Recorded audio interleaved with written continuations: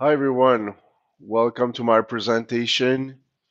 I'm Dom Tremblay from véritéoutconséquences.com. Today I'm going to talk about a topic that is very dear to me, the principle of self-defense. So there's a lot of material, I have 44 slides, so let's jump right into it. So my website, véritéoutconséquences.com, started in August 2020 in order to spread crucial information about truth, freedom, objective morality, and natural law. My website's been, of course, influenced a lot by the work of Mark Passio, which I dedicate this presentation to. So I built this presentation for the Freedom Under Natural Law conference, that a very organic conference that I've put together with a group of very good friends, light workers, truth seekers. We called ourselves the Natural Freedom Alliance. This is our very first conference, but I'm pretty sure that we're going to build from this experience and do many more, like also our brothers from the Sea Conference. So the title of my presentation is An Autopsy of the Death of the Sacred Masculine Principle of Self-Defense. There's a lot of attack and there's a lot of ways that the government, the occultists, and the rulers of this world are using in order to suppress or really destroy this principle which lies within us. Before we start, the main topic for today is self-defense against any form of violence. It goes without saying that this presentation will contain some graphic images, language, and videos featuring violence that may offend the viewers. The globalist agenda is moving forward at a very rapid pace, so there's no more time to be cute and nice to spare the weak and sensitive mind who are not ready to receive this information. The future of humanity and our freedoms are far more important than hurt feelings, so get offended as you like. Trademark. First slide, the learning curve. So an optimal learning experience is achieved by balancing both hemispheres of the brain. If you look at this presentation from a left brain imbalance, like the know-it-all eggheads, the rigid skeptics who strictly believe in science, quote unquote, so only if it can be perceived by our senses slash scientism, the Darwinist or the atheist. Your ardent ego and poisoned worldview might cloud your ability to fully hear the message I'm trying to convey here. Same thing for those at the other polarity of the chart with the religionists, the traditional religions, the religion of money or authority, etc., who are very likely to refuse to take in any kind of information that might contradict their system of belief. So here is a very important slide from one of Mark's presentation, the mental schism.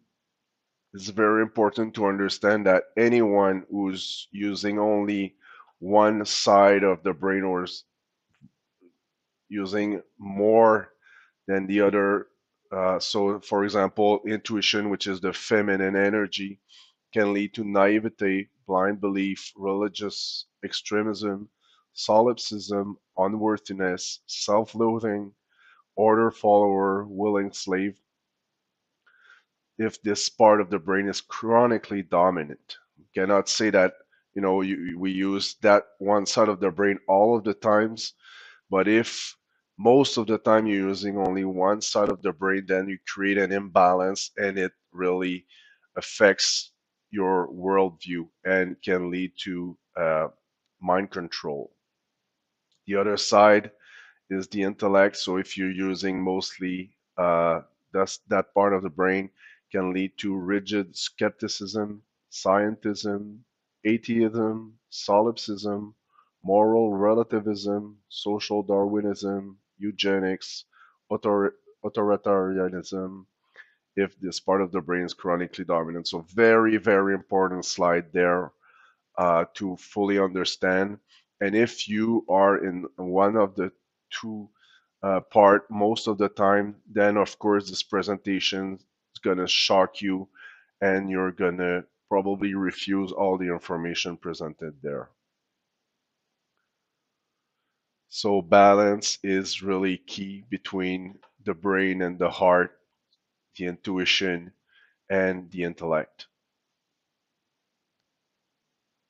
Here is a quote from Bruce Lee. Life itself is your teacher and you are in a state of constant learning. Couldn't be more true.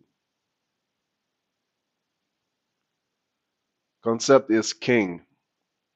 The concept of this presentation is to remind the audience how far we, as a collective, has been groomed into becoming docile and submissive domestic pets through the suppression of the sacred masculine energy by the social engineers over hundreds of years, leading humanity into the mess it finds itself in right now, which is under the condition of abject slavery and tyranny.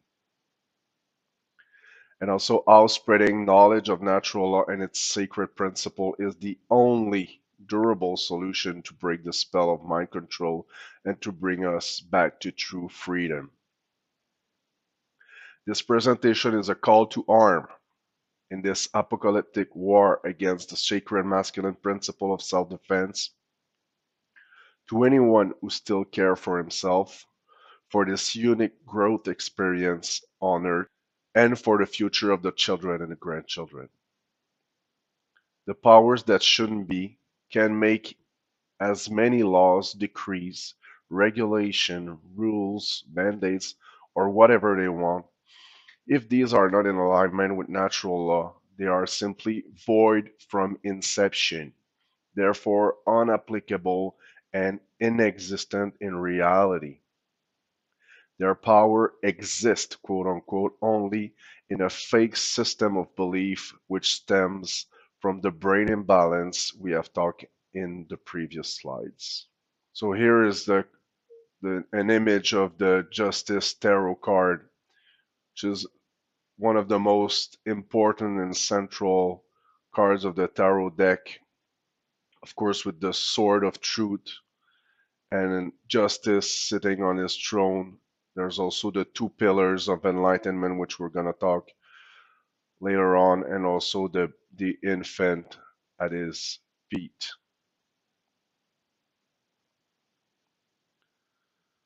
Here's a quote from Sir George Tucker. The right of self-defense is the first law of nature. Couldn't be more true. It's at the very base, is the very base of our survival depends on this right. Humanity is suffering from Stockholm syndrome. I chose this poll which was conducted recently. You can say anything you want about polls, but this one is pretty revealing of the way the American thinks, and it also applies to Canadians. So here's the title of the article was saying 1 in 3 Americans say violence against governments sometimes justified. So that what it means is that 2/3 of the American believe that it's unjustified to use violence, which again we're gonna talk later on about the confusion between violence as force, but still, so here this poll was run between December 17 and December 19, 2021, among a random national sample of 1,101 adults. So it's one co-run by the Washington Post and also the University of Maryland, both agents of the states and agents of disinformation, but still this poll is very interesting. So here, question 12, I'm going to skip a little bit of questions, but this one is very crucial. Do you think it is ever justified for citizens to take violent actions against the government, or is it never justified?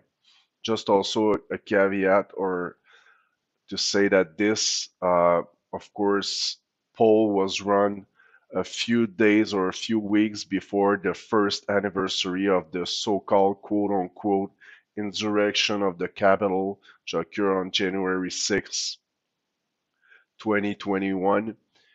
Um, so this poll was kind of to take the pulse of the population a year, after this quote-unquote insurrection, which is the one of the most laughable joke in the history of the U.S.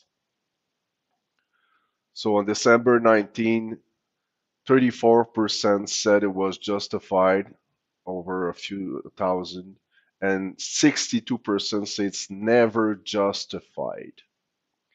So that means that 62% of the Americans believe that they should never engage in any kind of action against the government, no matter what they were saying. And here below is a comparison between the results of the previous years. There are some years like 1995 where this number was at 90% of the people. So yeah, and the next question, 13, if ever justified. That's already funny right there. Under what circumstances would it be justifiable to take violent action against the United States government? Up to two open-end response accepted. So again, on December 19, 2021, so there's 22% of the people saying if government violates or takes away rights or freedom, oppress people. So only 22% saying that this justifies an action against governments. That's totally laughable. So you can see again government abuse power, tyranny. Only 12% of the people, you know, saying it can justify uh, action against government. So that's incredible to see that kind of results. But again, it doesn't really surprise me. It really shows how docile the American people and the Canadian people too, they are in the same boat, um, are towards any violence. So, and it really shows the depth of the self-defense principle. So I'm going to show you throughout my presentation all kinds of threat and all kinds of ways that the social engineers have used over the years to suppress that sacred masculine energy. My personal background. So I'm going to tell you a little bit of my personal background here. I'm born and raised in the province of Quebec, Canada. As you know, the province of Quebec is among the most um, tyrannical regime in the world right now, only maybe next to Australia, New Zealand, and some of the democratic states like California. But here in Quebec, we are sort of a testing ground. We have been for many, many years a testing ground for these globalist agenda and measures, and it works pretty well on the people because we have really um, a population of doormats, which again will not defend themselves against any kind of tyrannical um, measures, and it has been the case for 2 years now. So I'm a first-hand witness of these tyrannical measures and how they are applied and they are obeyed by the population. I am an anarchist, uh, and I've been, I think, since my early teen years. Now I'm making even more sense of it with all the studies that I've done from the work of Mark Passio, David Icke, and all these great researchers. Um, so I'm not afraid to tell that I'm an anarchist because anarchy means freedom. It means no masters, and then again, and also it means being against slavery. So if someone's saying, anything against anarchy, then means that is pro-slavery, then it means that is my enemy. End of the dictation. I'm a martial artist. I've reached the rank of 4th Dan of the black belt in Kendo back in 2018. I was on my way to reach the rank of 5th Dan, but my progress, I guess, was stopped by events that we're going to discuss a little bit later. I am a gun owner and gun rights advocate. Um, and again, anyone should be. I think that anyone should have a gun. Anyone who is, I guess, mentally sane, is not a psychopath, should have a gun. Should be taught early on in his life to handle safely guns. So we're going to also talk about, of course, gun rights. I'm a conscious father of a beautiful and smart 4-year-old girl, and she's probably the reason why I'm doing all this. I don't want to give, I don't want a future for her where she's gonna be a total slave of the system. So I want to give her as much, information and tools so that she can survive in that crazy world that we as a collective are gonna give her, unfortunately. So I really want her to be strong and to have all the, knowledge so that she can survive in that jungle. I'm a paralegal in the real estate industry for 20 years. Um, and to that, I would say, yes, I'm sort of in the system, but it's also allowed me to understand how illegitimate and how a tool of the system, the man's law, have been, since the dawn of time, and how the courts are also a tool of the system. Um, they call it justice, but it's not the case. It's not at all justice. It's not a justice system. It's just a tool of the social engineers, these man's laws. So that's why I also want to teach or spread that information about natural law as much as possible, so that these people, you know, awaken to the reality that there's higher law in the universe, and these laws are the only laws we should align ourselves to, not the Constitution, not any kind of on any of these man's law whatsoever. So here's a little video of me during my 4th Dan grading, just to give you an idea of what is kendo and how do I did I perform during this grading.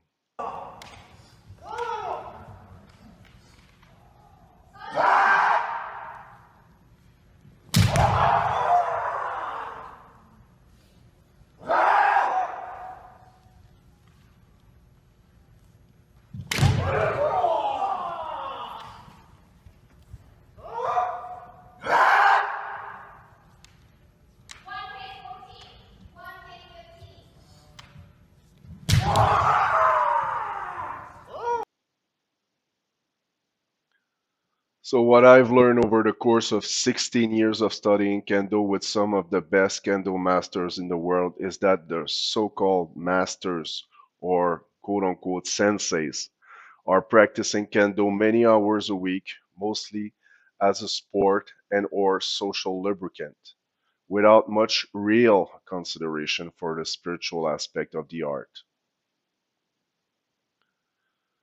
The way. What is kendo? Kendo comes from the Japanese word kan, which means swords and sword, and do, the way. So it can be translated into the way of the sword, roughly. Kendo is the Japanese martial art of katana sword fencing. Kendo is the modern version of kenjutsu practiced by the samurais of the 17th century with either blunt katanas or wooden bokkens or bokuto made of oak or similar essences of hardwood. Kendo is one of the most popular martial art in Japan, only second to sumo wrestling. The big kendo tournaments, like the All Japan Kendo Championships, are broadcasted on TV to a huge audience, pretty much like hockey in Canada and baseball or football in the US. Today, kendo practitioners use a sword made of four semi-rigid bamboo slats tied together with leather strings and handles. They also wear a traditional hakama and gi with all the protective gear over it, including the man to cover the head and face. Kendokas don't wear a colored belt to show their rank, unlike Taekwondo, Judo, or Karate. A Kendoka must prove its rank at all times, both inside and outside the dojo, with manner, postures, and skills. So they don't wear any belt, they all have the same belt. The spiritual aspects of the way. Kendo practitioners perform a short Zazen meditation before and after each practice. Zazen means seated meditation in Japanese. It is a meditative discipline that is inspired by the Zen Buddhist tradition. The purpose of Zazen at the beginning of the practice is to concentrate one's focus and energy in the upcoming training session, and at the end, to reflect on one's good or bad moves and overall mental state during the session. The five pleats in the front of the hakama represent the five virtues of the samurai: Jin for benevolence, Gi for truth and justice, Rei for courtesy and honor, Chi for wisdom, and Chin for faith. Wearing a hakama technically implies that you strive to display these virtues in all your actions. The hakama and gi worn for kendo are dyed with indigo, which give them their dark blue color. I purposefully choose indigo as my theme color for these presentations, since indigo represents spiritual and physical healing. And one of the message I'm trying to convey here is that we really need healing in order to apply the principle of self-defense, and it's really a matter of urgency right now. Indigo also represents the sixth chakra, ajna, which is linked to the intuition, gnosis, and the third eye. The sword of the kendo practitioner represents his soul and vital life. Therefore, he or she should display the highest level of care for his tool, he or her tool of self-defense.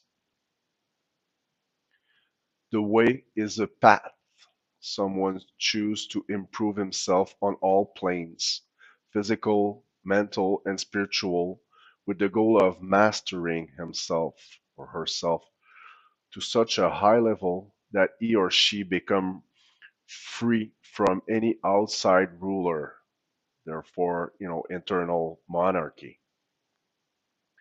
It implies a lifelong study and deep understanding of natural law, including the self-defense and non-aggression principles. Spiritually speaking, the sword itself bears little to no importance in the way or path. I personally choose the sword because it's cool, but the tool can be a staff, like in Bojutsu, a bow, like in Kyudo, or one's body, like in Haikido, Judo, Karate-do. It can be anything, actually. It doesn't have to be even a weapon. It can be a lot of people in Japan practice Shado, the Japanese way of the tea ceremony, or Shodo, the Japanese way of calligraphy. So the thing is, here it's just to get better and better at something and working hard to perfect, that heart. That heart doesn't matter the tool you're using. So here I'm talking about kendo, but it can be anything. Doesn't matter, really. Here's a quote from one of the greatest books I've read in my life, the Book of Five Rings, the Goten no Sho, allegedly written by Miyamoto Musashi in the 1600s.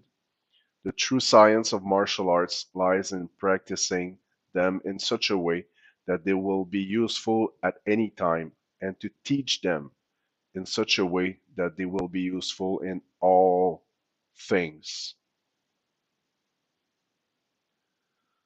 How martial arts are being taught nowadays. The word martial is derived from Mars, the Roman god of war and one of the patron gods of Rome. He was responsible for everything military, from warriors to weapon to marching music. The word heart can be defined as something that is created with imagination and skills and that express an idea or feeling.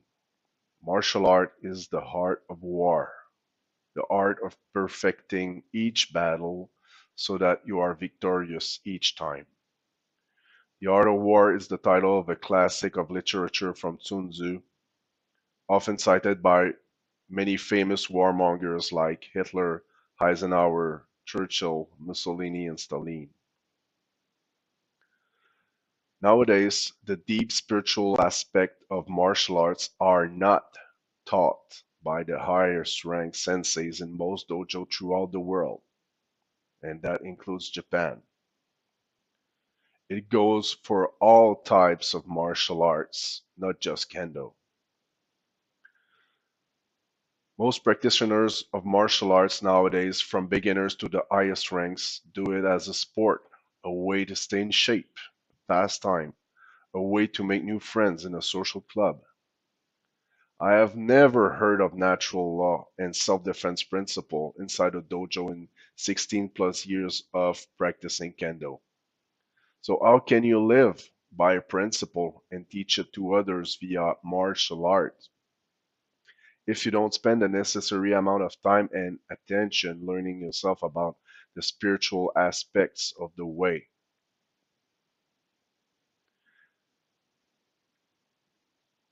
Here is the email that opened my eyes to the current reality. So you have to put yourself, this email has been sent by the the senseis of my dojo, the Montreal Kendo Club, that I've been practicing for many, many years. It was on the 6th of July, 2021. It's very important. The date is very crucial to understand. So the message saying hello all. I hope you had a safe, you are all safe, LT, enjoying the nice summer weather, blah blah blah. And here in yellow, in order to ensure the safety of all members and their family, we might only allow fully vaccinated people to come back to indoor practice. When I received that email, I was completely shocked and horrified to read this, because here on the other side, here you have the health minister of Quebec that said on July 8th at noon, so that was 2 days after the email was sent by my club, saying that they were thinking of allowing only the fully vaccinated to practice. So 2 days later, the government say that maybe instead of closing some activities, the access they will maybe restrict access to some side to the fully vaccinated, like the gyms or anything. So here also you have a news headline: Quebec to implement COVID-19 vaccine passport system by September. It was implemented on September 1st here in Quebec. But basically, what it says is that, and the government has been denying any implementation of passport until that very day of July 8th. In May, June, people were asking, because the vaccine passport was, among the discussions, but the government of Quebec have always denied that they will imply such measure until July 8th. So here we are 2 days before the government even announced such measure. My club was already thinking of implementing such measure. So, infringing my freedom, my very own rights. So these people who are supposed to know the principle of self-defense, who are supposed to, you know, not be fearless people, have, displayed their true colors in that email by, you know, saying that they were, living in fear of this so-called virus, and they would go even further, a step forward than the government, and ask for fully vaccinated people to come to the dojo. I was totally stunned by that measure, and I sent them. I made a post on Facebook, saying that these people don't know natural, or they don't know self-defense at all. They are not warriors. They are just lazy cowards, carpets, doormats. So I have absolutely no respect for that kind of people who infringe my right, and also, creates a very terrible future for my daughter. So I really want to keep myself as far as possible from that kind of people who also think that they know about self-defense. So the four poisons. Again, the Book of Five Rings, The Golden No Show, is a classic of martial art literature, and it is one of the most important books I've read in my life. Another great book is the Agakure, Hidden in Leaves. All the spiritual and physical concepts that are being taught in martial arts can be applied to your life in general and to your quest for truth discovery. The quote from the library journal on the cover of the Gorin no Show says, embraced by many contemporary readers as a manual on how to succeed in life. One of the main concepts brought forward by Musashi in his book is the four poisons of martial arts that one must eliminate completely from his life in order to become a master swordsman, a real samurai. The four poisons are fear, doubt, surprise, and confusion. A master of martial arts who have cleared his mind from all the four poisons can win any battle. This concept, part of the Zen philosophy, is called Fudoshin, the empty mind. Having any of the four poisons remaining in your mind inevitably leads you to display wrong behaviors, such as the initiation of violence towards another sentient being, or not defending yourself properly against a threat of violence towards you. Eliminating the four poisons is a crucial aspect of shadow work in order to clear your mind from generation of chaotic programming. So again, senseis of my club, but all the clubs around the world, I was following, you know, everywhere these clubs, waiting for someone to stand up, against this terrible tyranny. all across the globes, you know, and not a single one of these clubs stood up. So they were all, you know, fully living the four poisons as lazy cowards they all are. The two pillars of enlightenment. While this presentation will focus mainly on the sacred masculine principle of self-defense for the sake of time, it is important to understand that the self-defense principle must be applied together with the sacred feminine principle of non-aggression at all times and places. They go hand in hand together, and one cannot be discarded or disregarded from one another. The non-aggression principle stipulates that one must never initiate an harmful behavior towards another sentient being under any circumstances. The New Age movement often put forward the non-aggression principle while disregarding the self-defense principle. So it's always ignore the negative, ignore, the don't initiate, don't stay away from violence, without.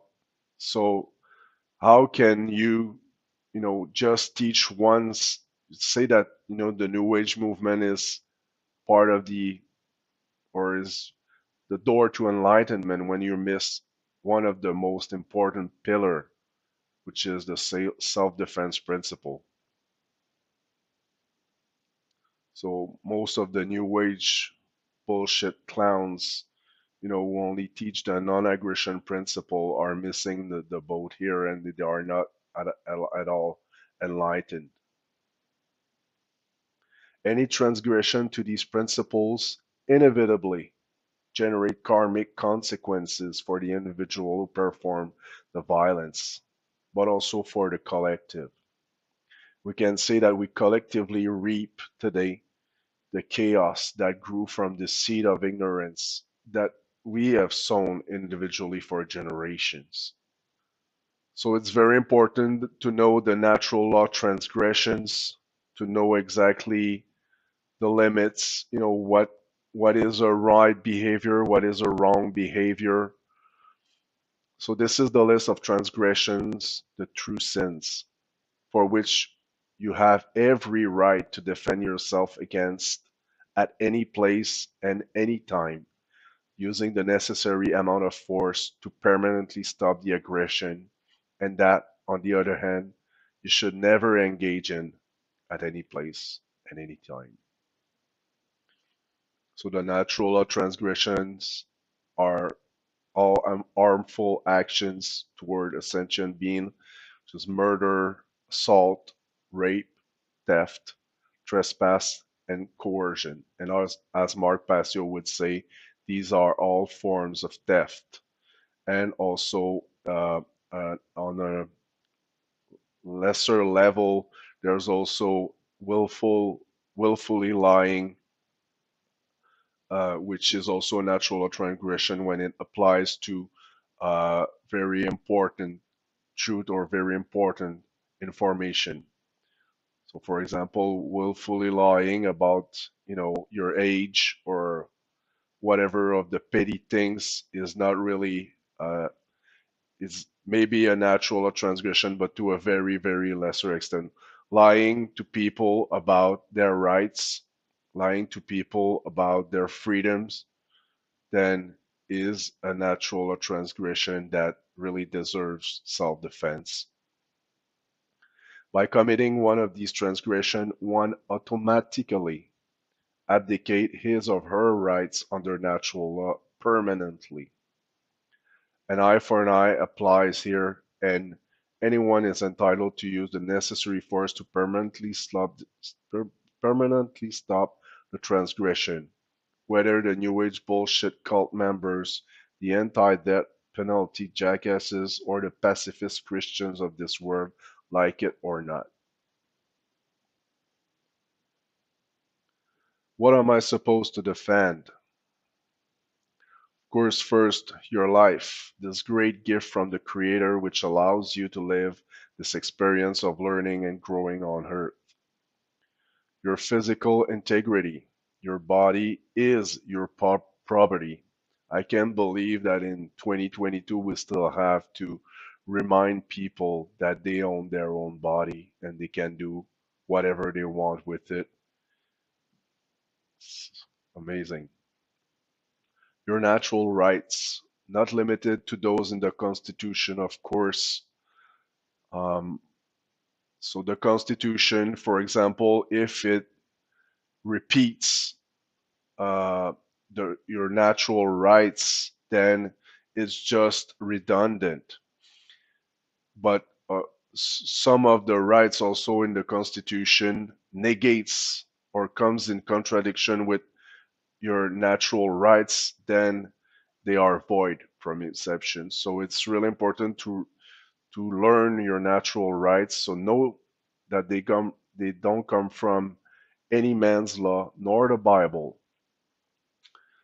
Knowing your rights and where they come from is a crucial aspect of self-defense because how can you defend something you don't know? If, for example, I'm telling you, go defend that house, go defend that castle, but you don't know what is a castle, then you go and you don't know what it is, so you don't know what to defend. So how can you defend it properly? So the very basic, the very first thing to know is your rights, you know, and you know that you own your body, that your body is your property, that your life is your property in order to properly defend it. That's what I'm trying to convey here. And all rights are property rights, technically. So any and all of your rightful properties you should defend with a prime importance on the one who are required for your survival. So shelter, house, garden, food, access to water should be defended also against any trespassing, intrusion, or theft. And also you're supposed to defend those who can defend themselves properly, like children or elders or handicapped. This one is a little bit tricky, however, because you might not have all the parameters of the situation to apply the self-defense principle properly. For example, if you're doing your morning jogging and you run into two people fighting, one is a handicapped, one is on his feet, and then you run to you take by default the defense of the one who's in a wheelchair. How do you know? So you're missing perimeter. Who started it? Who's the instigator of that fight? So maybe it was the one on on the wheelchair, you know, and the one who was on the person who was on his feet was only defending himself. So if you don't have all the perimeters and you try to take action in a fight, it can be very tricky. This one, we're human being, we're flawed, people. So if when it comes to you defending yourself, you have all the parameters, you were there, you know who started it or not. Pro tip here, one should never rely on anybody else for its protection and safety, including the militia, the police, and military forces, family members, neighbors, the Queen, the Pope, Mickey Mouse, and so forth. You can make excuses or result, not both. This is a very powerful meme here where, we have two members of the SS, pointing a gun to a baby and saying good men were just doing their job enforcing the law. So I can tell you right now that these guys are psychopaths who doesn't deserve to live. So means of self-defense, basically any means necessary to permanently stop the harmful behavior initiated towards you by someone else, including but not limited to lethal or non-lethal physical force, guns, tanks, grenades, knives, swords, nunchucks, Apache AH-64 helicopters, etc. Any means you have the right to own technically to defend yourself if your enemy has, these tools. So again, it's about knowing who's the real enemy. We're going to talk about that later on also.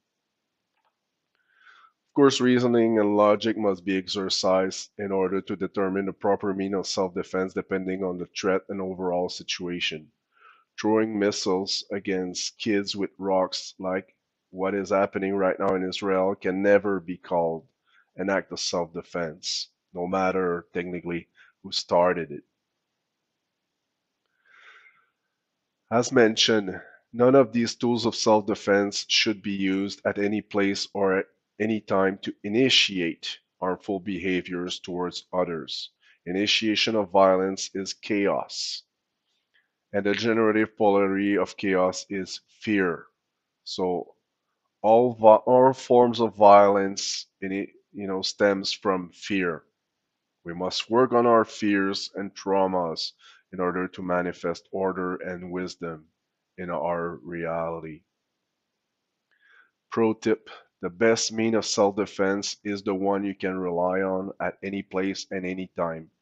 It is to maintain your body and spirit at an optimal level of health through proper diet, physical exercise, meditation, conscious breathing exercises, yoga, tai chi, qigong, and any other martial arts. There's another great meme from I found: if a law is unjust, break that motherfucker, Thomas Jefferson. If a man's law, is in contradiction with natural law, you have every right to break that motherfucker because it is void from inception.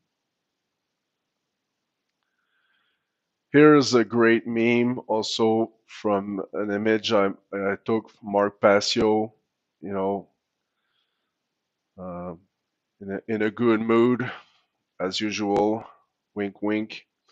And it is a great quote he said when I had a interview with him on November 28th, November 2020, and we were discussing about the self-defense principle, and he said twice, anyone who is anti-gun is anti-human. And that couldn't be more true because you cannot be anti-gun and love humanity because you promote the fact that humanity or your fellow human beings cannot have possess the proper tools to defend themselves. So here's another great meme. Imagine a war in which the majority of one side didn't know they were at war, ridiculed those that did, and were blindly obedient to their enemy. Can you imagine that? It's pretty much where we're at right now. Very laughable joke. The double standard bullshit. On October 18, 2021, there was this headline saying the U.S. Supreme Court again protects police accused of excessive force. So the U.S. Supreme Court signaled that it is not retreating from its inclination to grant a legal protection called qualified immunity, quote unquote, to police accused in lawsuits of using excessive force, ruling in favor of officers on Monday that time in separate cases from California and Oklahoma. So basically, the qualified immunity defense protect police and other government officials from civil litigation in certain circumstances. permitting lawsuits only when an individual's clearly established quote unquote statutory or constitutional rights have been violated. So, a 2020 Reuters investigation revealed how qualified immunity with the Supreme Court's continual refinements has made it easier for police officers to kill or injure civilians with impunity. So here's a great quote, murder, theft, rape, and kidnapping and assault are wrong until I put on my magic suit, and then it becomes magically right to perform these actions. Well, there's no double standard in reality. We human doesn't matter what our, what we do for work, what we do for a living, what is our position. We all have the same rights, and nobody has the rights to kill. So it's just a fallacy, a fabrication of the system to protect its guard dogs. But it doesn't exist in reality. We don't have any different rights. Every, living creature or every human being has the same rights than others. So this double standard is just bullshit, created by the courts who are just, again, a tool of the social engineers. There's another great meme, that says that the order followers are in the service of God. So God, oil, and drugs. That's basically what they defend, uh, and what they kill for people: money, oil, and drugs. The gun control agenda. On May 1st, 2020, the Prime Minister of Canada, Justin Trudeau, announced a ban on 1,500 AR-15 type black guns, using some of the most important mass shootings to occur in Canada over the last 30 years as the main argument. Let's dig a little deeper on these false flag events in the next slides. It is crucial to remind the viewers that Canada had already, prior to 2020, the most restrictive gun laws in the world, along with many countries of the European Union and Australia. So there's a very tough questionnaire that you must fill. You must have two people signing the form. You must, if you have an ex-girlfriend, you must ask your ex-girlfriend to sign the form also. You must, so it's very complicated to have a gun license in Canada. Plus, if you go with handguns and AR-15s, there were also very strict laws when you cannot, transport the gun uh, uh, at other places than from your home to the shooting range. So if you get caught, for example, if you have a full license for your AR-15, but you get caught with it in your car, and you're not, in the on the path, or you're not going to the shooting range, you're like 500 kilometers away, then you can be caged for that because you're not using it just to go to your shooting range. So it's very, very strict laws already, even before 2020. But as I will say, the gun laws, our gun control agenda is not about gun. It's about, restricting the good people their rights to self-defense. So it is impossible for any gun control laws to have a positive outcome whatsoever, for the very simple reason that criminals do not obey the laws. So so you're trying to, have a safer world or a safer country, but your laws does not is not even applied by the criminals. It only gun control laws only target millions of law-abiding gun owners, hunters, collectors, gunsmiths, target shooters, competition shooters. Canada is among the safest country in the world in terms of gun-related violence. Gun owners must go through a rigid and tight process, as I mentioned, to obtain a gun license. So the gun control agenda is not and has never been about gun control or safety. It's solely about control and restriction to the proper means of self-defense to the citizens, and it's a total infringement of our sacred right of self-defense. There's a meme said, I saw a movie where only the police and military had guns. It was called Schindler's List. So that's pretty much where we are heading right now. The use of false flag shooting events to push the agenda. So here I'm gonna, give you a little details about the three most important mass shooting that occurred in Canada in the last 30 years, and all these have been used to push the gun control agenda.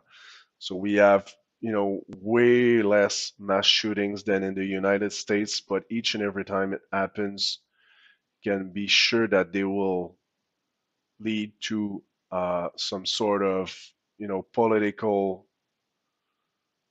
agenda to restrict even more access to the guns to the law by the law-abiding citizens.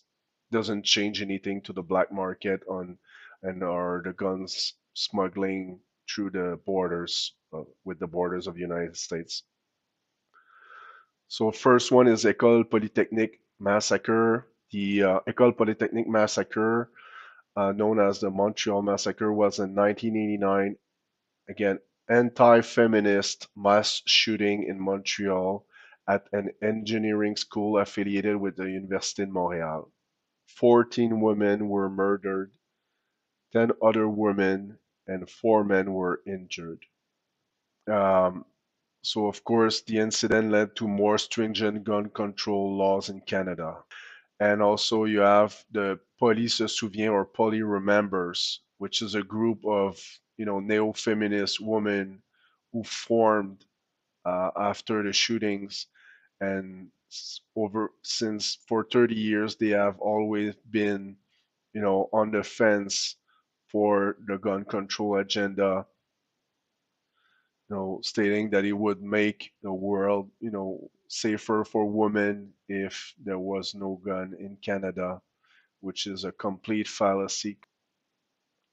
Another also a more recent massacre was the Quebec City Muskie shootings. Here, the shooting was done by was qualified as a terrorist attack by 27-year-old Alexandre Bissonnette on the evening of January 29, 2017. So we're now 5 years, from this event at the Islamic Cultural Center of Quebec City. 6 worshippers were killed and 5 others seriously injured after the evening prayers when Alexandre entered and opened fire.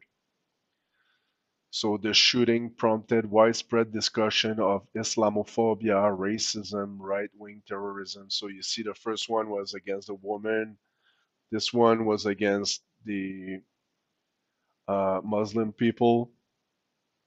So, of course, after the event, here's the headline saying that worshippers wounded in Quebec City Mosque shooting urged Trudeau to ban assault weapon. Um, so that was on May 2018. And here's the weapon used by the shooter, allegedly 220, 223 caliber VZ 58 semi-automatic rifle. And the last one, the last major mass shooting event that occurred in Canada was in 2020, called the Nova Scotia attacks on April 18, 19, 2020. Gabrielle Wortman committed multiple shootings and set fires at 16 locations in the Canadian province of Nova Scotia, killing 22 people, injuring 3 others. before he was shot and killed by the Royal Canadian Mounted Police. So it happened on April 2020, so April 18. So by magic, on May 1st, in the wake of the attacks, Prime Minister Justin Trudeau, following through, 2019 campaign promises, announced an immediate ban on some 1,500 makes and models of military-grade assault-style weapons, including the types used in the attacks. The ban became subject to several lawsuits due to the arbitrary nature of the firearm claimed to be assault style and the negative impact on the hunting and sporting community, and mostly on the self-defense principle right of the citizens. And also the government mentioned that it was cost like 200 million Canadian dollars to put in place a gun buyback of these rifles, but experts already put that figure at 1.6 billion dollars for the buyback. So uh, which has not been implemented yet. And it's going to be very interesting to see how they're going to put that in place. So, on the other hand, so less gun for the peasants, but more for the other followers. Because here's the headline dated June 23rd, 2020. So that's a month and a half, maybe, after the government announced a ban on assault rifle. Canada militaries gave 2012 assault rifle to 68 police forces. The free gift, revealed in the internal document, runs counter to call for demilitarized police and society. So, on the other hand, they removed the assault rifle from the people to, and they put more back into the hands of the police and military. What does it tell you? It tells you that the government don't want people to be able to defend themselves, but they want their guard dogs to have more firing power against these citizens. And here's a picture also on the right, very interesting, where you see that here's these are all Sûreté du Québec, so police in Quebec. You see here the yellow, brand on the boots, and you see that the alleged, you know, uh, murderer here wear the same brand of boots, same exact kind of boots than the police officer. So you can really question yourself. And all these mass shootings, all these, false flag events, if you look at them closely, there's always like sketchy things like that, which can maybe leads to you to think that this is all theater. These are all paid actors. These are all police officers, just pushing again the gun ban agenda and pushing more fear into the the head of the people. The lost word, no. The very basic and easiest way to defend ourselves is to say no. And by not complying to the immoral and illegitimate dictates of the states. The state requires your consent. Without us voluntarily giving it to them on a silver plate, the so-called rulers are powerless. Human beings cannot comply their way out of slavery. The laws of the universe don't work that way. The only solution lies in applying the sacred self-defense and non-aggression principles by not giving our time, attention, and energy to the immoral dictates of the state, and by knowing and exercising our natural law rights on a daily basis. Ignorance of natural law have always led humanity to live under the condition of more slavery and less freedom. This is the law of freedom. At the age of information, where any kind of information is available at your fingertips, it is at our fingertips. It is our responsibility to break this cycle of ignorance by learning ourselves this occult knowledge and by teaching our kids about natural law, objective morality, truth, anarchy, and freedom so that they don't rely on external rulers for their protection, health, or safety. Here's a great quote from David Hume. There is no such thing as freedom of choice unless there is freedom to refuse. So here's a video of improper self-defense because there comes a time when saying no is not enough. Okay, here's a warning. This video contains abject scenes of immoral and illegitimate violence. The weak and sensitive mind can close their eyes and cover their ears like cowards and pretend police brutality never happens. Okay, you have seen that kind of videos 1,000 times, but still I'm gonna push it down your throat again and again and again. So here it is. Go ahead, step out of the car. Why? Because you're under arrest. Step out. Step out. No. You're under arrest. No, I'm not. Get out of the car. Get out of the car. Get out of the car. I am not. You better leave me. Put your hands behind your back. Leave me alone. Put your hands behind your back. No. Now. Leave me alone. I mean it. Leave me alone.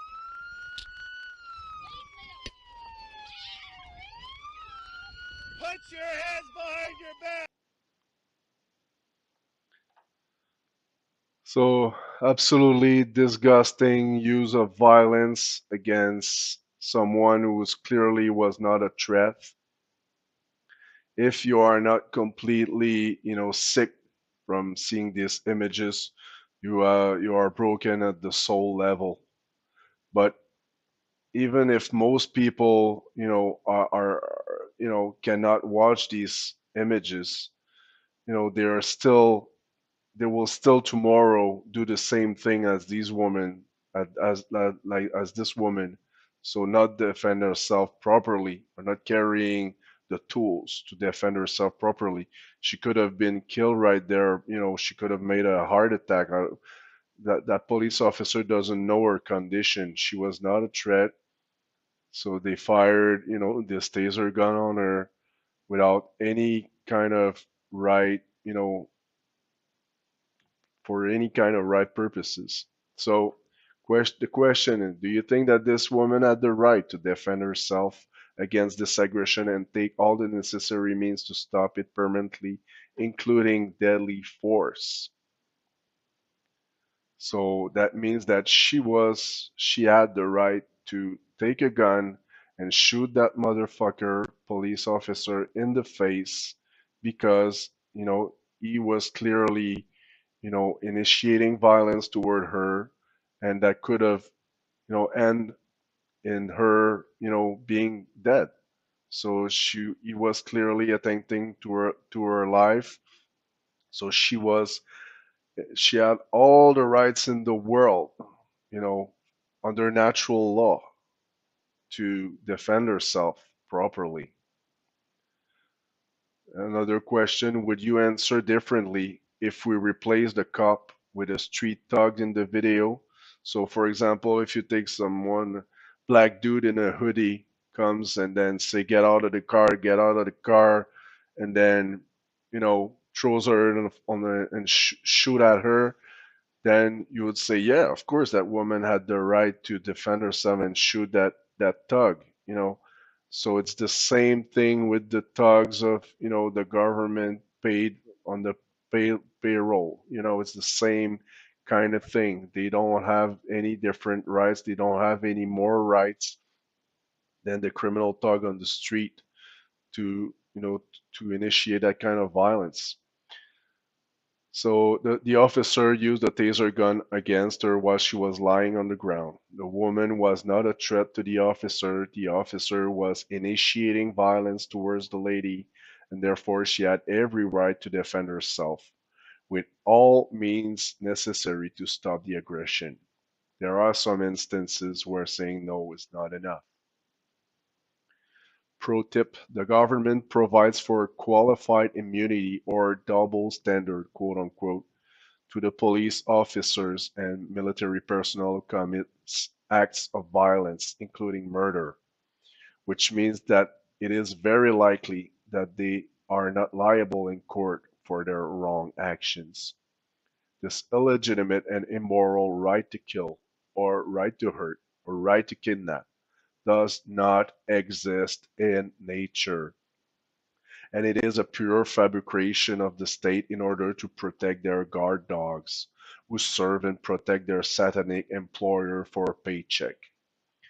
Anyone who initiates arms towards another sentient being is morally culpable and will suffer karmic consequences for its wrong behaviors. It is your responsibility to be able to defend yourself with all means necessary at any time and any place. From overt to covert slavery, same illegitimate crock of shit. So here you have two sides. On one side, you have the landowner of a few acres of cotton field in South Louisiana in the 1800s. You have the Tsar, you have the Emperor, you have the pharaohs, kings, queens, etc. So back in the days when it was overt slavery, so everyone knew it was they were slaves, so it was accepted by society. So what here are a few of the um, behaviors they were conducting. So they were doing illegitimate claim of ownership over the slaves, illegitimate claim of being the arbiter of right and wrong, so God's representative on earth, illegitimate use of violence and coercion to maintain the slave in a submissive state. They exert illegitimate control over the guns and weapons to make sure that they can be only used by the house slaves, the most obedient of the crowd. And they would exert also illegitimate control over the education of the children and hide the information that has the potential to expand consciousness. Of course, the list is infinite, but just to put here on the other side, we have today's government, we have the King of Asses, we have the Jack of Asses here. So we have the two cards of the deck, but you see that today's government do the same thing, but on a more covert way. So it's disguised under the democrat democracy or democratic, you know, process.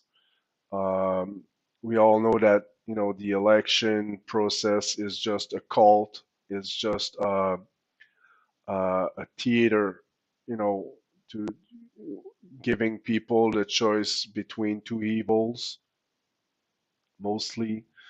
But basically, it's two birds of the same wings. So again, it's gonna end into covert slavery, but it's the same illegitimate crock of shit, of the landowner, slave owner in the southeast Louisiana in the 1800s. The same thing, slavery.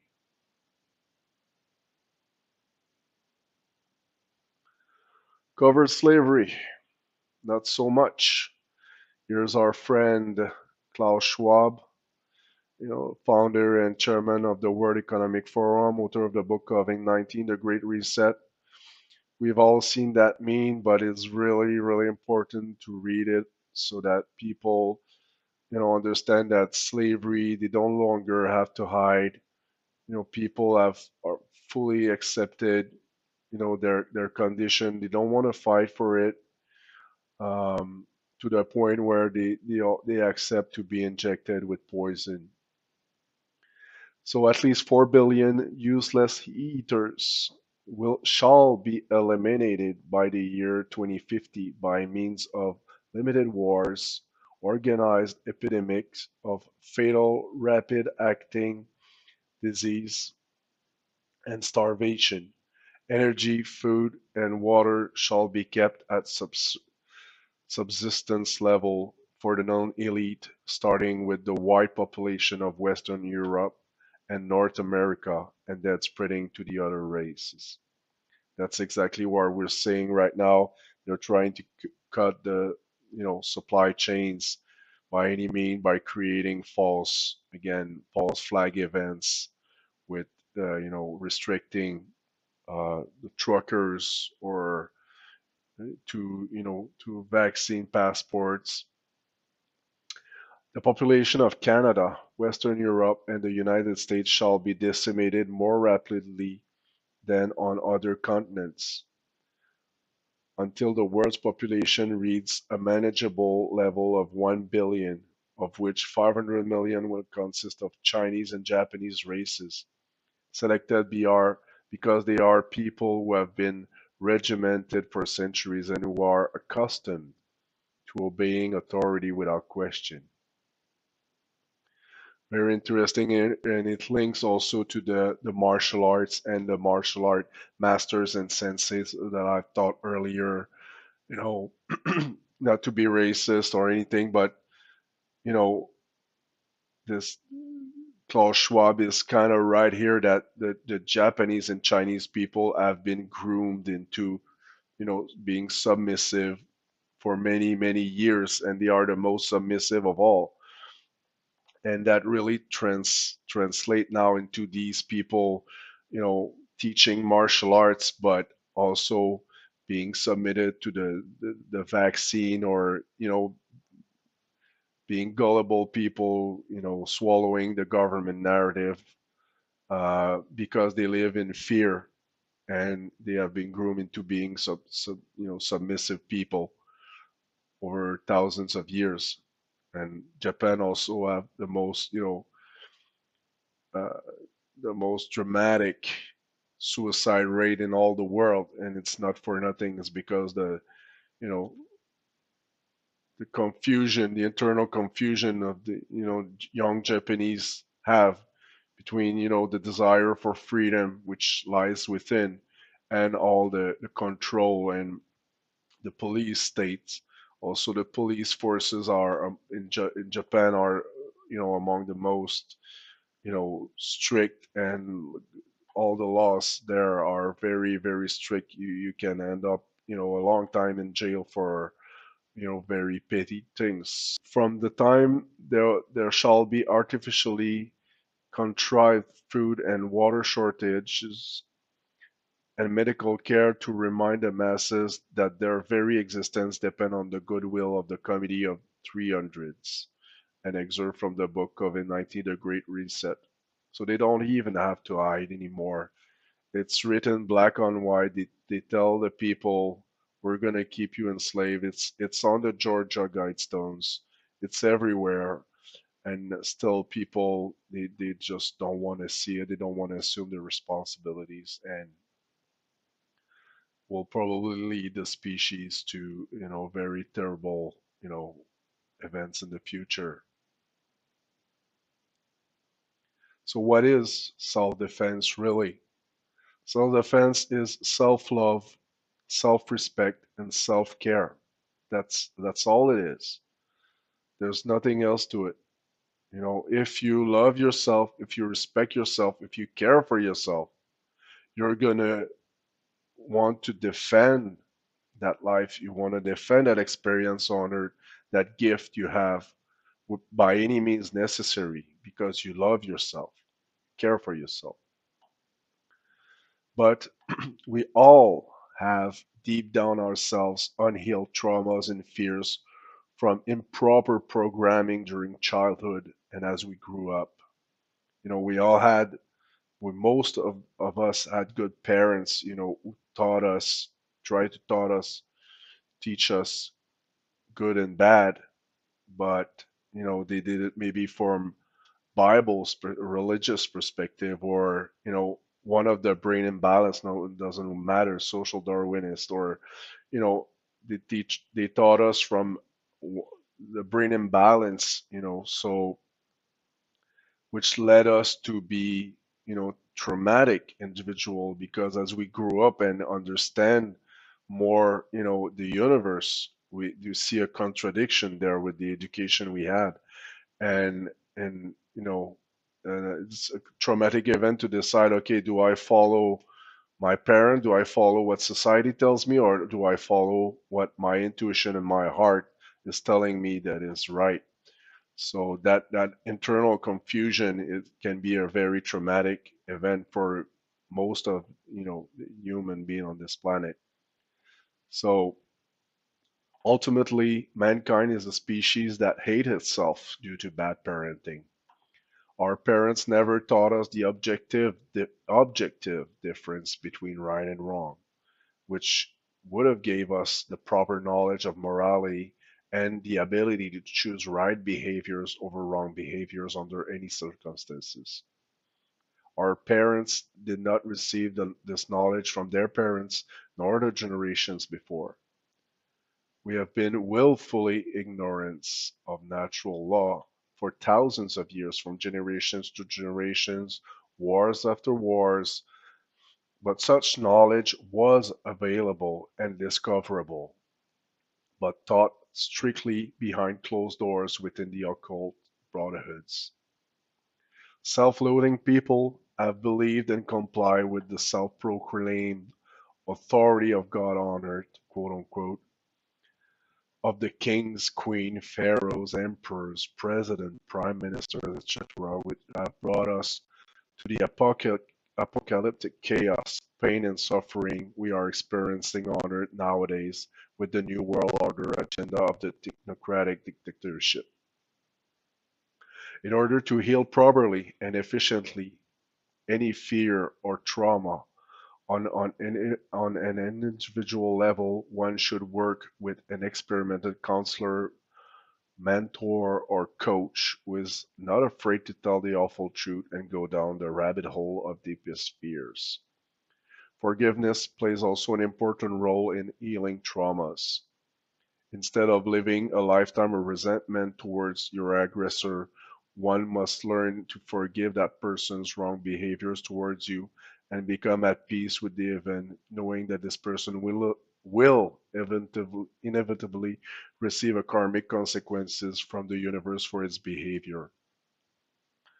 Here, don't get me wrong here. I'm not advocating for, you know, blind um, forgiveness, but at the same time, for example, if someone tomorrow rapes my daughter or kill her, I would spend every minute of my life, to find and kill that person. Is it the right thing to do? Well, technically, I will not, by doing so, I will not create more freedom for me. I will, live in resentment, hate, um, instead of, growing from that experience.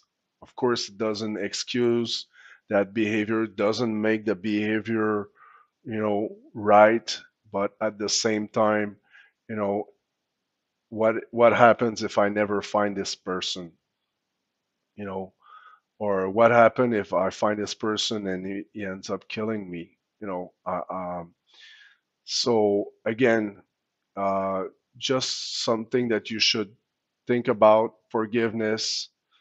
Um, I don't. I'm not saying it's easy. I'm not saying it's something that I would easily do, but probably at this, there are several stages also of if you live a traumatic event like this.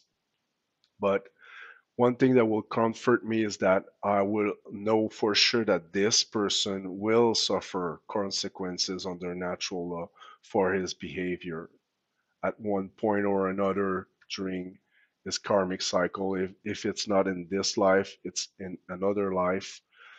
Um, but that's a whole different topic to dive in. But I just want to plant the seed there of thinking there about this forgiveness.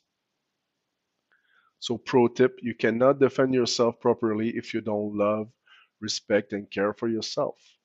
The psychopathic ruling class who are claiming ownership on your body, which is slavery, have created a power differential by hiding, occulting knowledge of natural law and objective morality.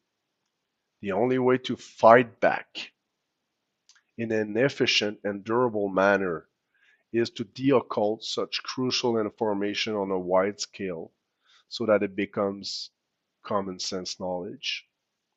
Here the meme says, self-love isn't selfish, it's important. Here is a picture, very something that I saw in the news recently, and I had to put it there, about the careless selfie generation with no knowledge of the self. So this event occurred in Ottawa, Canada, where this woman, this car fell off the bridge and she was able to climb on her car. But while she was taking pictures, there was a lot of people, trying to save her, um, putting their own life in danger because she was in a dead cold waters. So that shows you how careless and stupid this new generation of young people living in the matrix and just living for the image and for the likes on Facebook. Another very, very important slides from Mark Passio's work, the confusion between force and violence, and also a very, very important um, aspect of the war against, the self-defense principle. So the confusion between force and violence can be found in all aspects of our culture, starting with how we teach our children in school. I like the example Mark gives regularly. We're trying to explain the concept with the bully versus the nerd in school, because I myself, when I was in school, I was a bully, but also I have been bullied multiple times. It's sort of a dog eat dog world in in elementary school, even in high school. So self-defense is not violence. It is the application of necessary force for the violence directed towards us to stop permanently. But all the mind control techniques in the book have been used to create confusion in the mind of the public.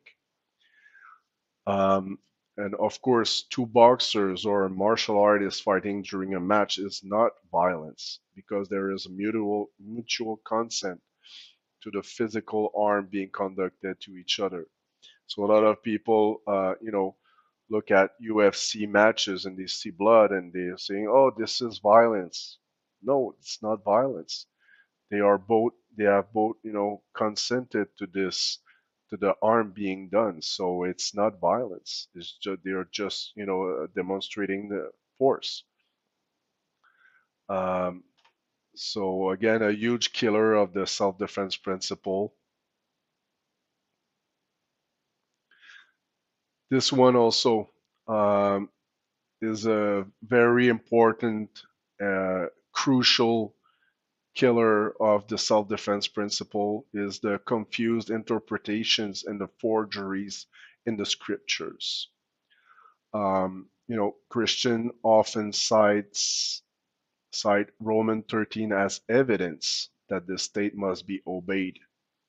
Other people would say that Romans 13 is taken out of context and that it should, in a sense, that in a pagan age, with a pagan society telling Christians that a Christian out of humility should submit to such pagan practice, but that in a Christian society, such pagan practices should not be imposed in any way.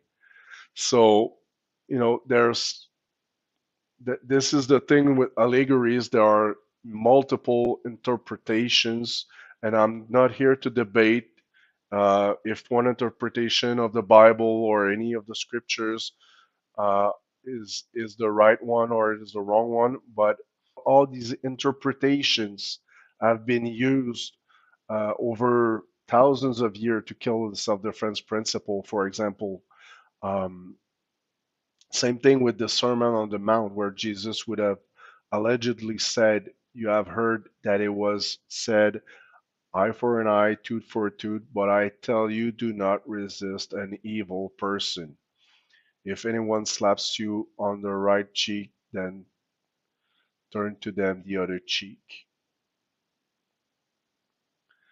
One should read the Holy Scriptures like the Bible, the Torah, the Quran with a high level of criticism, you know, which means balancing both hemispheres of the brain, not falling into blind belief or not falling into rigid skepticism.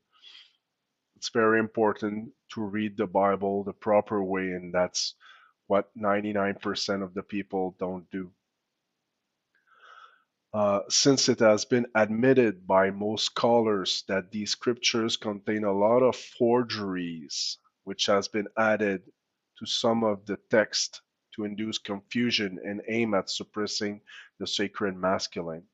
Romans 13, for example, has been written supposedly in 150 after Domini, after Christ. So how can someone be convinced that it is 100% accurate report of the words that were spoken 100 and something years before? Jesus, who was an anarchist and teacher of natural law and bearer of truth, bearer of light, would have said, "Do not resist an evil person," because that would be an opposite of the principle of self-defense under natural law, which Jesus, was teaching. So how could he have said those things?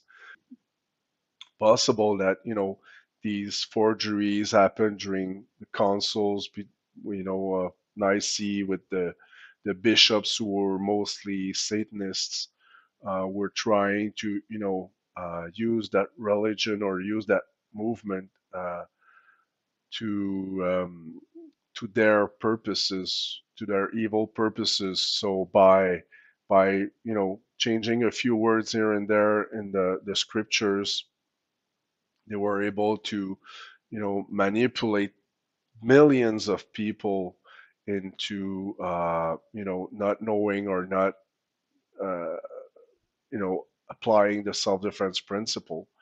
For example, one of my good friend recently told me, we were discussing about the self-defense principle, and he told me, yeah, but one of the most Ten Commandments is said to shall not kill. So if I kill someone while defending myself, am I in contradiction with that commandment? And to that, I said, many people think like you, but again, it's a question of not knowing really the intent of you shall not kill. Actually, you should not initiate, an action that would result in the death of someone. But if you need to while defending yourself, then it's totally, completely okay, and you will not bear any karmic adverse consequences for such a behavior if acting in self-defense. Another key aspect of the Holy Scriptures is how the occultists have used some verses like Romans 13, like during the American Revolution, both by the loyalists who preached obedience to the crown and by the revolutionaries who argued for freedom from the unjust authority of the king, or later by the anti-abolitionists to justify and legitimize the keeping of slaves, notably around the time of the Fugitive Acts of 1850, which precipitated debate as to whether the law should be obeyed or resisted.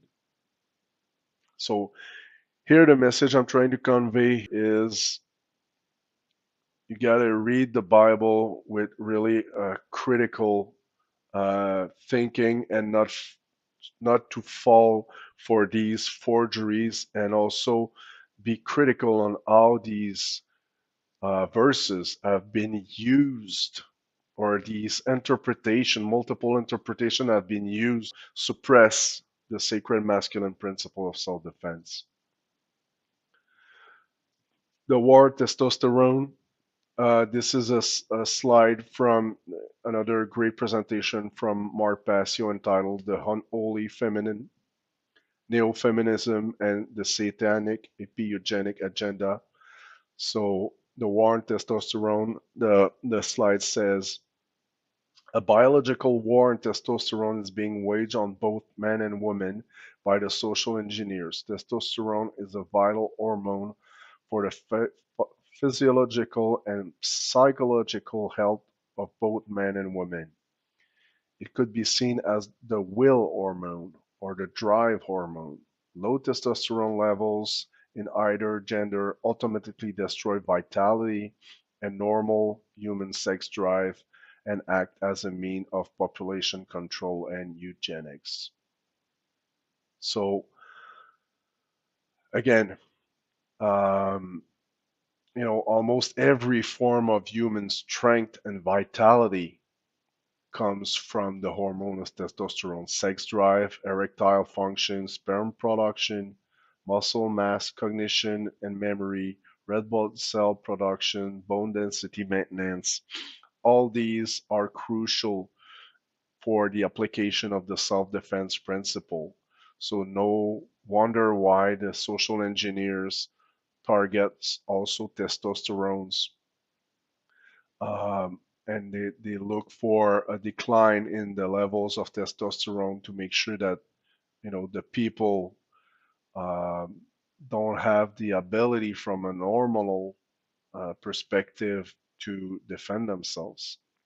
So the social engineers are waging a war on testosterone through our food, like genetically increasing the level of phytoestrogen in plants, like soya, for example, or water by putting fluoride, and the air we breathe, like the chemtrails and all these chemicals, aluminum that they're spraying on us in secret, but in order to keep us enslaved. Women also require testosterone in lower levels to function properly. So this is not just against the men, it's again both men and women that they are waging this war. The ultimate goal of the psychopathic ruling class is to biologically reduce the level of testosterone from generation to generation so that both men and women don't display their genuine masculine trait, like masculine energy, like the sex drive necessary for healthy reproduction rates, and righteous anger needed for the proper self-defense against violence. Speaking of anger, um, anger can be a positive emotion. Again, the New Age movement have had a huge impact on the way people perceive anger by labeling it as negative, something that we must avoid at all cost. Ignore the negative, ignore, don't be angry. These angry people, uh, uh, like Mark's delivery style, with anger, you should not look at it, but you should look at the news anchors who's lying to your face, in a calm, positive manner. But the one who has a more angry and more healthy delivery style, you should turn away. You should not, look at the information. He's gonna he's trying to convey. So, anger, like any and all the emotions, exists for a reason. Anger has been the fuel of all the rebellion against monarchies. We are not talking here about the anger against petty things like traffic jams or computer issues. This is not the anger we're talking about. If you're angry because, you're stuck in traffic, if you're angry because, your computer is slow, this is not righteous anger. This is not the positive emotion we're talking here. Um, but anger at the righteous things like tyranny and slavery is a sign of a healthy soul. If you're not angry, at the condition of slavery you are in, then it means that you are broken at the soul level. You're dead. Like the occultists, they call the people the dead because they are not they are broken at the soul level.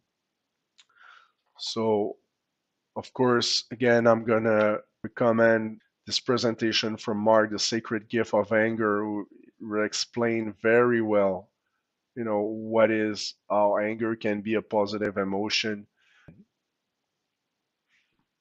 Better safe than sorry. Proper self-defense required adequate prepping for survival. There are several levels of to prepping, from maintaining a proper food supply with supplements of vitamin, fibers, protein, and glucose. Not to mention, a versatile set of weapons and remain, in top physical shape. And keep as well a bug out bag full of survival goodies adapted to your region. For up north regions like here in Quebec, a proper eating setup, and something to make fire, and a generator. If you for your house or your apartment with sufficient gasoline and propane supply is a must, because for example, here in Quebec, it's minus 30 degrees Celsius or minus 15 Fahrenheit outside, and we have power shortage of electricity that lasts maybe a week, then most people will be freezing to death if they don't have a supply of energy or a generator that can produce that heat for their survival. So proper prepping means, again, self-love, self-care.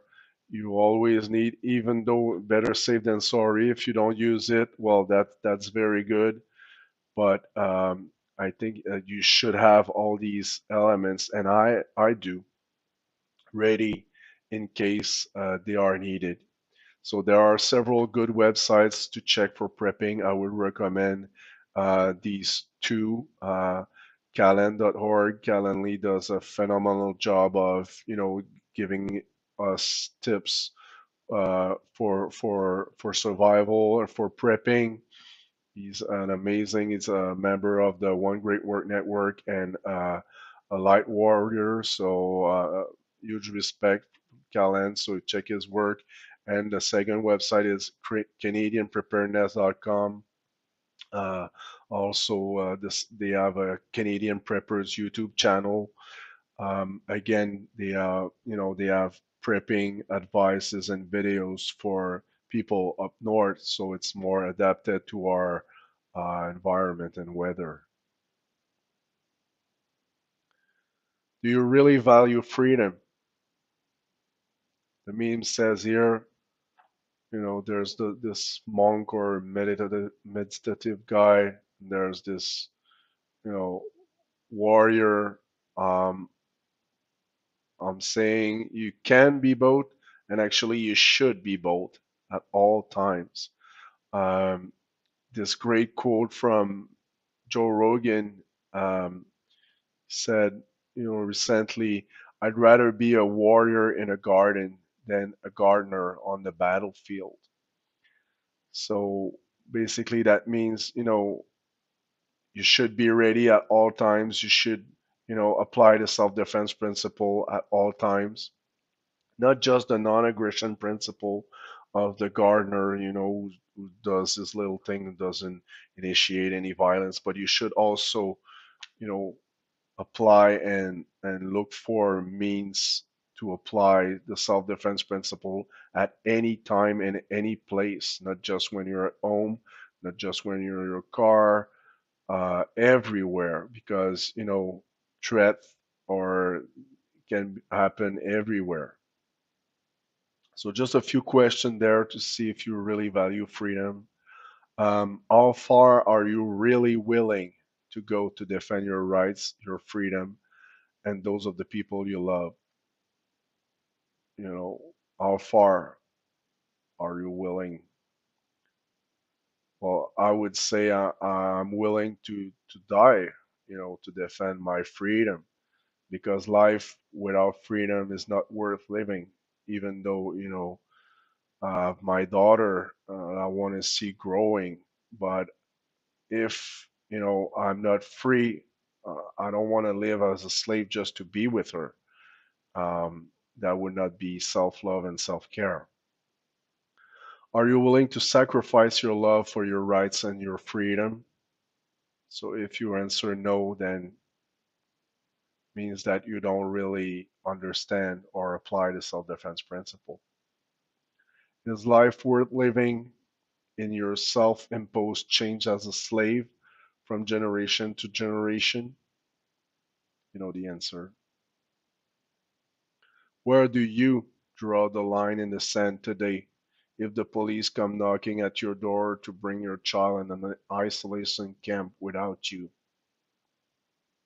these questions you should really answer without any doubt.